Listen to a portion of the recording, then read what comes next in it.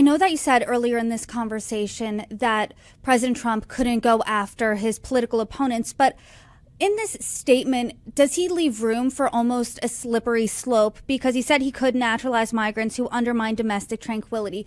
I mean, how do you measure that? Because obviously this shooting is horrific, but can people's words, according to President Trump, undermine domestic tranquility? I mean, what does that really look like? It looks like litigation. All these cases are going to go up into the district court. They're all going to be challenged.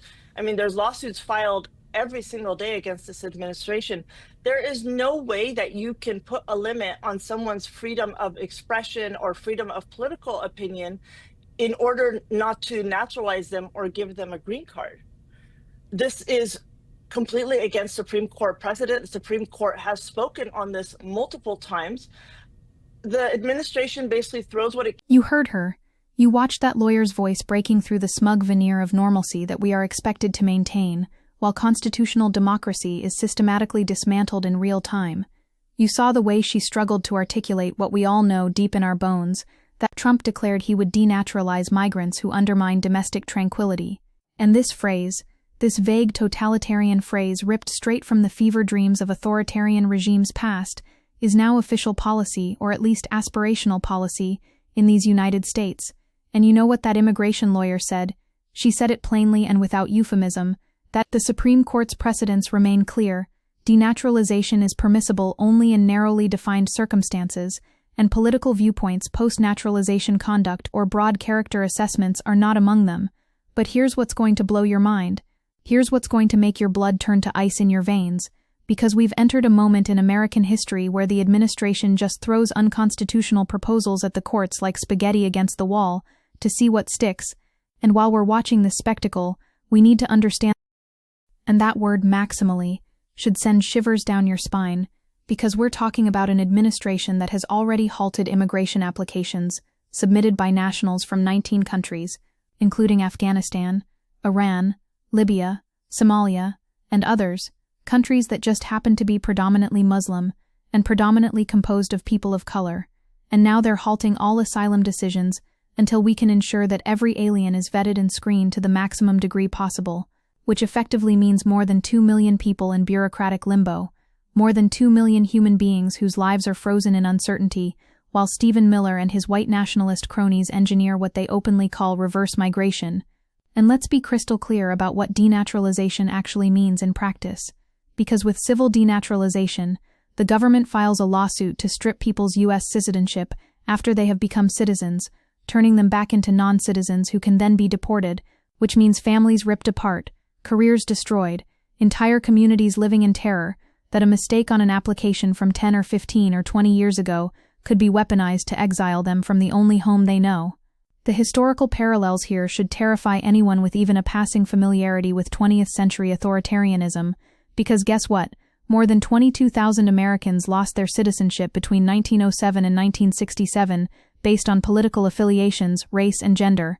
Prominent anarchist Emma Goldman was repeatedly targeted by President Theodore Roosevelt's administration, which eventually succeeded in denaturalizing her and deporting her to Russia in 1919, while President Woodrow Wilson's administration began denaturalizing German and Asian-born citizens, along with anarchists and people who spoke out against the war, and the Supreme Court eventually had to step in during the 1940s to establish constitutional guardrails precisely because denaturalization was being weaponized as political persecution. The court literally warned in the 1940s that ill-tempered expressions, extreme views, even the promotion of ideas which run counter to our American ideals, are not to be given disloyal connotations in absence of solid, convincing evidence that that is their significance. Any other course would run counter to our traditions and make denaturalization proceedings the ready instrument for political persecutions. Do you understand what I'm saying here? Because the highest court in the land explicitly cautioned against exactly what Trump is now proposing to do, and they did it because they had already witnessed the devastation of using citizenship as a political weapon. But here's where the constitutional crisis deepens, and where we need to talk about what undermining domestic tranquility actually means as a legal standard, because, spoiler alert, it means absolutely nothing. It's a phrase so broad and so subjective that it could encompass literally any speech or political activity that the administration finds objectionable. Think about Representative Ilhan Omar, a naturalized citizen from Somalia, whom Trump has lambasted, saying she is always wrapped in her swaddling hijab and should be thrown the hell out of our country. And at a cabinet meeting, the president told his cabinet on Tuesday, Ilhan Omar is garbage, she's garbage, and then his entire cabinet applauded. They stood up and applauded the president calling a sitting member of Congress garbage and suggesting she should be expelled from the country. And this isn't hypothetical fear-mongering, this is the actual stated agenda. Trump said in his Thanksgiving Truth Social post that he would denaturalize migrants who undermine domestic tranquility and deport any foreign national who is a public charge, security risk, or non-compatible with Western civilization, and that last phrase, non-compatible with Western civilization, is straight-up white nationalist rhetoric. It's the ideological framework that animated the Immigration Act of 1924 that effectively barred people from Asia because they were deemed racially incompatible with American society. Now, the lawyer in that clip you just watched, she's absolutely right that denaturalization is a narrow tool reserved for cases of proven fraud, not a mechanism for political punishment or broad immigration enforcement, and the Supreme Court has been remarkably consistent on this point, establishing in Afroyim v. Force Wask in 1967 that citizenship is a constitutional right which Congress cannot take away, absent voluntary renunciation or fraud in procurement, and then reinforcing in Maslin Jack v. English United States in 2017 that false statements made during the naturalization process must be shown to have influenced the naturalization decision in order to justify revocation of citizenship, which means the government has to prove not just that someone lied, but that the lie actually mattered to whether they should have been granted citizenship in the first place. But here's the terrifying part that should keep every progressive activist and civil liberties advocate up at night. Civil denaturalization cases have no statute of limitations, and defendants have no right to appointed counsel. The process unfolds in federal district court through civil litigation, where judges apply a lower evidence standard than criminal cases require. So we're talking about people losing their fundamental right to citizenship, their entire lives in America, their ability to remain with their families, through a civil process where they don't get a lawyer if they can't afford one, where there's no jury trial, and where the government's burden of proof is merely clear and convincing evidence, rather than beyond a reasonable doubt. The numbers tell their own story of escalation and authoritarian intent, because between 1990 and 2017, the Justice Department filed an average of just 11 denaturalization cases per year, but during the first Trump administration, the program expanded, increasing the average to 25 per year, and now, during the first Trump administration, the government created a denaturalization task force for the purpose of flagging, reviewing, and investigating possible fraudulent cases, and ICE revealed its intention to review the files of 700,000 U.S. citizens, putting even more individuals into the denaturalization pipeline, which represents an unprecedented expansion of state power to surveil and target naturalized Americans. And we need to be absolutely clear that this isn't about national security or fraud prevention. This is about constructing a two-tiered system of citizenship, where naturalized Americans live under permanent suspicion, and their status remains forever revocable, based on political considerations, because the Justice Department's directive to maximally pursue cases across 10 broad categories, combined with the first Trump administration's efforts to review over 700,000 naturalization files, represents an unprecedented expansion of denaturalization efforts, and the categories have expanded far beyond war criminals and terrorists, to include anyone deemed to have undermined domestic tranquility, which is a standard so elastic it could swallow the First Amendment whole. Let me take you through exactly what the administration is doing right now, this very moment, because the assault on immigrant communities and naturalized citizens is happening on multiple fronts simultaneously, and it's crucial to understand how these policies interlock to create a totalizing system of control and exclusion. After the National Guard shooting that Trump has cynically exploited to justify this crackdown, USCIS in a memo on Tuesday said it would pause reviewing all pending applications for green cards, citizenship, or asylum from immigrants from 19 countries listed in a previous travel ban, and the Citizenship and Immigration Agency also plans to re-review and re-interview immigrants from these countries, potentially going as far back as 2021, which means people who have been living legally in the United States for years, who have built lives here, who have jobs and families and communities, are now being told that every decision the government made about their immigration status is subject to retroactive review and potential revocation, and around 4.3 million individuals currently residing in the United States originated from one of the 19 impacted countries, representing approximately 9% of the total U.S. immigrant population. Some are long-term green card holders intending to apply for citizenship, others have pending visa applications submitted by U.S. citizen relatives, and many are engaged in humanitarian employment or student immigration processes. Under the new policy, all of them may encounter prolonged delays, additional vetting procedures, new interviews, or even referrals to enforcement agencies for a re-evaluation of their cases. This is collective punishment. This is using state power to terrorize entire communities based on their national origin and religion, and the chilling effect is already devastating because millions of naturalized Americans will start to feel like second-class citizens, unsure of their status. The fear of denaturalization will erode their sense of permanence and equality. As journalist Masha Gessen has written, a mass denaturalization campaign will create a system where immigrants live under constant suspicion, undermining trust in the U.S. immigration process and the American dream. Think about what this means for political participation, for civic engagement, for the willingness of naturalized citizens to speak out against injustice or organize for progressive causes, when they know that exercising their First Amendment rights could be construed as undermining domestic tranquility and used as grounds to strip their citizenship and deport them. The message is creating fear among naturalized citizens that saying the wrong thing could make them the next target, and that's not accidental. That's the entire point of this campaign, to silence dissent and to send a message to immigrant communities that they exist in America only at the sufferance of the state. Now I need you to understand something fundamental about how authoritarian regimes consolidate power, because they don't typically do it through one dramatic coup. They do it through incremental erosions of rights and protections, through procedural manipulations, through creating parallel systems where different classes of people have different relationships to state power and legal protection.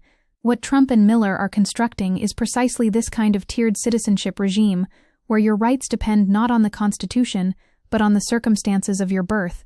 The Trump administration may want to aggressively denaturalize citizens, but the Supreme Court has forbidden doing so when a person's political beliefs are a focus, which means every single one of these cases will end up in litigation. The administration knows this. They're counting on it because the process is the punishment. Even if most denaturalization attempts ultimately fail in court, the years of legal limbo, the tens of thousands of dollars in legal fees that families cannot afford, the constant terror of losing everything, that's the deterrent effect they're seeking. That's how you construct a system where naturalized citizens voluntarily self-censor and disengage from political life. The Trump administration's rhetoric around this issue reveals the ideological underpinnings with perfect clarity because Trump himself said, "We have criminals that came into our country, and they were naturalized maybe through Biden or somebody that didn't know what they were doing." Trump also repeated previous anti-immigrant comments, criticizing people from Somalia who have been living in the U.S. "We don't want those people. Many have been no good, and they shouldn't be in our country." Notice the slippage there. Notice how he moves from talking about specific individuals who committed crimes to talking about entire national and ethnic communities. "We don't want those people," and DHS Secretary Kristi Noem went even further, calling on Trump to issue travel bans on every damn country that's been flooding our nation with killers, leeches, and entitlement junkies, which is dehumanizing language that strips immigrants of their individuality and reduces them to parasitic threats. And the director of USCIS, Joseph Edlow, has accused previous administrations of admitting immigrants to make them all citizens and then spread them out to try to change demographics elsewhere in the country. Which is literally great replacement theory, the white nationalist conspiracy theory that motivated mass shooters in Christchurch and El Paso and Buffalo, now being articulated as official policy rationale by the director of the federal agency responsible for naturalization. We're watching in real time as the administration attempts to resurrect the most shameful chapters of American immigration history, the Chinese Exclusion Act, the Immigration Act of 1924 that established racial quotas and barred Asian immigration, the denaturalization campaigns of World War I and the Red Scare that targeted Germans and alleged communists, and anyone deemed insufficiently loyal to the state.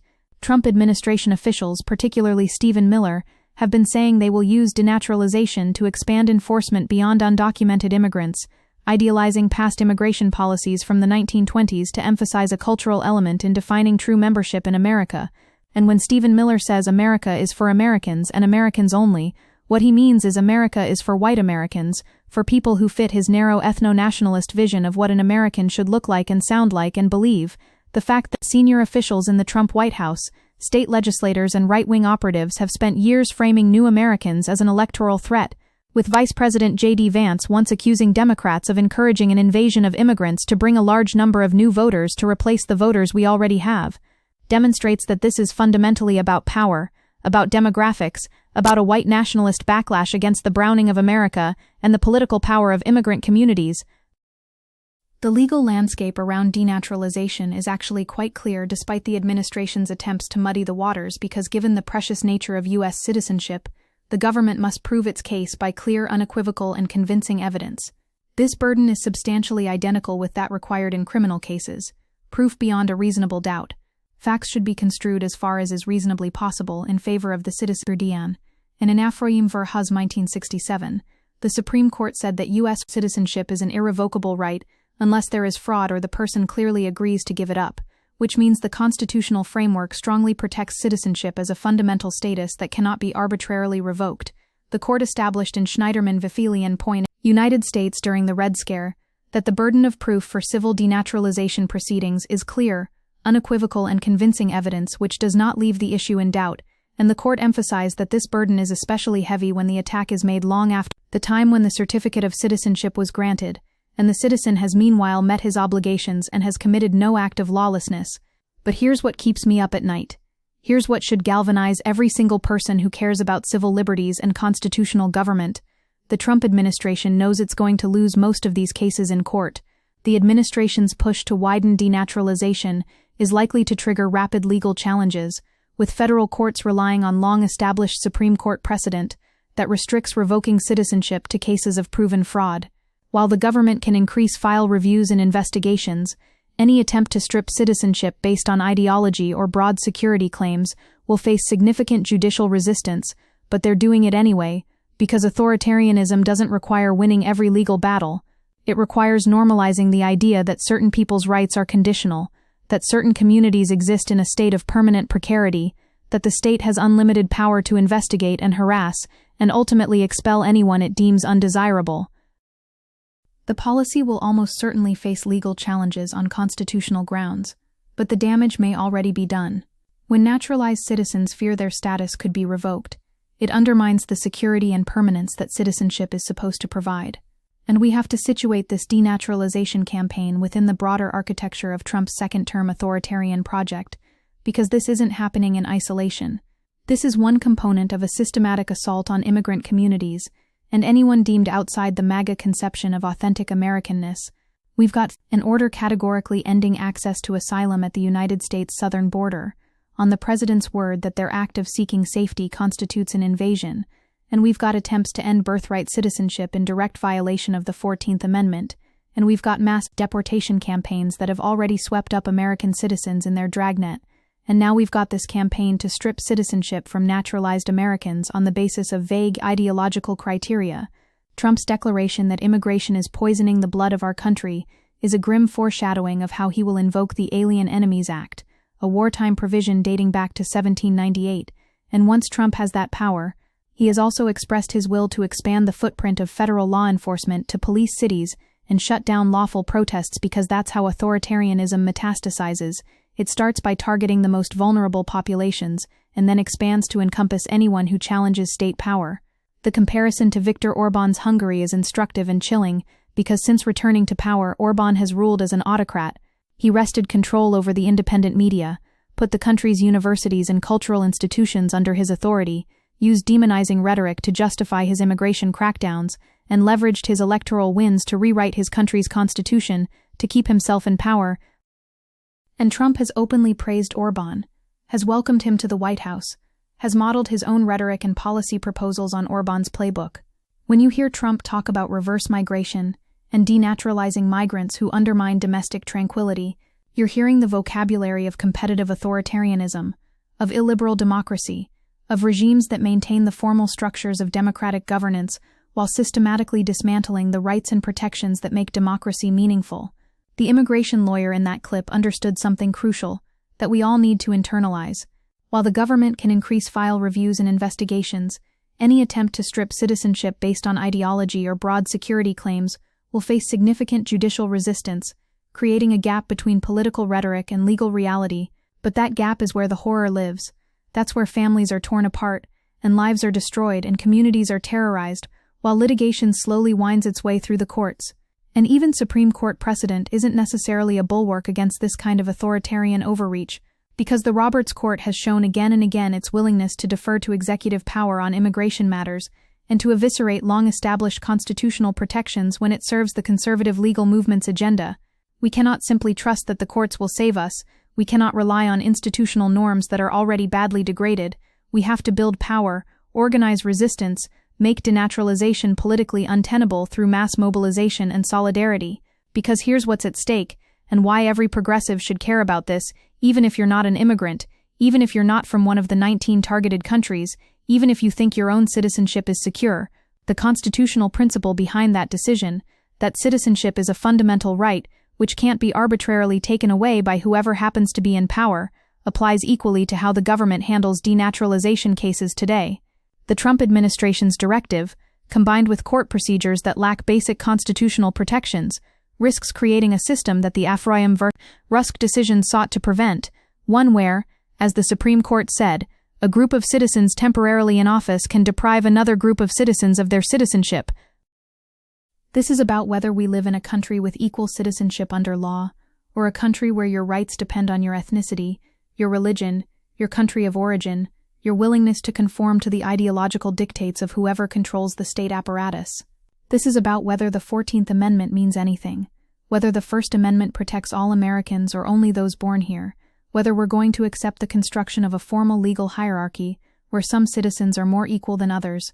The public actually opposes this. The American people, when polled, don't support what Trump is doing, because overall voters do not want U.S. citizens to be deported, even if they have committed a serious crime. Voters oppose the U.S. government deporting naturalized U.S. citizens by a -20-point margin, and by a 12-point margin. A majority of voters believe that Trump will attempt to deport his political enemies, including those who are U.S. citizens. This includes a majority of Democrats, 75%, and independents, 50%, which tells you that people understand what's happening here. They recognize the authoritarian drift. They can see that this isn't about fraud or national security, but about using state power to punish and exclude. But public opinion doesn't matter if we don't translate it into political power, into mass resistance, into making the costs of these policies so high that the administration has to back down. And let's be very clear about who's vulnerable here, who's in the crosshairs of this denaturalization campaign, because it's not random, it's not bureaucratic overreach, it's targeted political persecution of specific communities. We're talking about Alabama, Tennessee, Louisiana, and Ohio, initiating voter roll citizenship checks, using notoriously outdated DMV records that routinely mislabel naturalized citizens as non-citizens. States like Arizona and Wisconsin have pursued similar policies, while litigation in Virginia and Georgia has exposed large-scale purges that disproportionately swept up recently naturalized Americans. And this is happening in swing states, in states where naturalized citizens could tip the electoral balance, because this is about voter suppression as much as it's about immigration enforcement. The administration and allied state governments are constructing a system where naturalized citizens are functionally disenfranchised through intimidation and bureaucratic obstacles, even if they're not formally stripped of their voting rights. The testimonies from naturalized citizens themselves reveal the psychological devastation of living under this regime of conditional citizenship, because when one naturalized citizen raised his hand and took the oath of allegiance, he believed the promise that he belonged. But in recent months, as President Trump reshapes immigration and the country's relationship with immigrants, that belief has been shaken. There's now fear that the push to drastically increase deportations and shift who can claim America as home, through things like trying to end birthright citizenship, is having a ripple effect. One citizen said he doesn't travel domestically anymore without his passport, despite having a real ID with its federally mandated stringent identity requirements. Immigration enforcement roundups, often conducted by masked, unidentifiable federal agents in places including Chicago and New York City, have at times included American citizens in their dragnets, which means naturalized Americans are living like fugitives in their own country, carrying documentation at all times, afraid to travel, afraid to speak out, afraid that one wrong move could trigger an investigation that ends with them losing everything. This is what authoritarianism looks like. This is how democratic backsliding happens, not through tanks in the streets, but through administrative memos and executive orders and Supreme Court decisions that chip away at rights until entire categories of people exist in a state of permanent vulnerability. The lawyer in that clip told us exactly what's happening. The administration throws unconstitutional measures at the wall, ties up lawyers in litigation, attacks core civil liberties, and even when they lose individual cases, they've succeeded in terrorizing communities and normalizing the idea that immigrant rights are negotiable.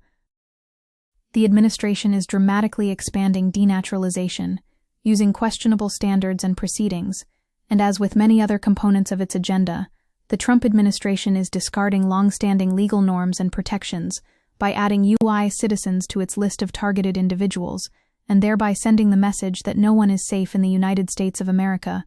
So what do we do? How do we fight back against this authoritarian assault on naturalized citizens and immigrant communities, and ultimately on all of our rights? Because make no mistake, this is about all of us.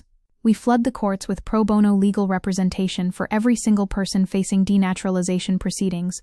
We organize community defense networks to provide material support and sanctuary. We pressure Democratic officials at every level to use their power to obstruct and resist these policies. We build mass movements that make it politically impossible for the administration to continue. We educate the public about the history of denaturalization as political persecution, about the Supreme Court precedents that protect citizenship, about the white nationalist ideology driving this agenda. We connect the fight against denaturalization to the broader struggle for immigrant rights, for racial justice, for democratic governance, because these fights are inseparable. They're all manifestations of the same authoritarian project, and we have to confront the reality that the Democratic Party establishment has been far too timid, far too willing to concede the terrain of immigration policy to the right, far too invested in this fantasy that if we just enforce the border hard enough and deport enough people, the Republicans will let us govern. That's not how fascism works. That's not how authoritarian movements are defeated. You don't compromise with people who want to strip citizenship from millions of Americans. You organize, you resist, you make clear that there's a political price to pay for targeting vulnerable communities. The time for incrementalism and technocratic tinkering is over. We need a movement that's willing to say clearly and without equivocation that citizenship is not conditional, that immigrant rights are human rights, that we will not accept the construction of a two-tiered system where some Americans are more equal than others. This moment demands moral clarity and political courage, because what Trump is proposing isn't just bad policy. It's a fundamental attack on the American experiment, on the idea that people from anywhere can become full and equal members of this society, regardless of where they were born. The Supreme Court understood this in the 1940s when it rejected denaturalization as political persecution. The court understood that naturalized citizens are on the same footing as those born in the country, and for decades the Supreme Court has made clear that stripping citizens of their citizenship due to their views or expressions would run counter to our traditions, and we have to fight to preserve that principle, to expand it, to make it real for everyone, regardless of their immigration status. The lawyer in that clip was right that every single one of these cases will be challenged in court, but litigation isn't enough. We need political mobilization. We need strikes and boycotts, and civil disobedience. We need to make the costs of these policies unsustainable for the administration. Because ultimately this is about what kind of country we're going to be, whether we're going to accept creeping authoritarianism, or whether we're going to build a multiracial democracy that actually protects everyone's rights. The denaturalization campaign is a test. It's a test of our commitment to equality and justice, of whether we'll stand in solidarity with the most vulnerable, or whether we'll look away while the administration constructs a system of legal apartheid, and history will judge us not by our intentions but by our actions, by whether we fought back, or whether we accepted the normalization of policies that would have been unthinkable just a few years ago.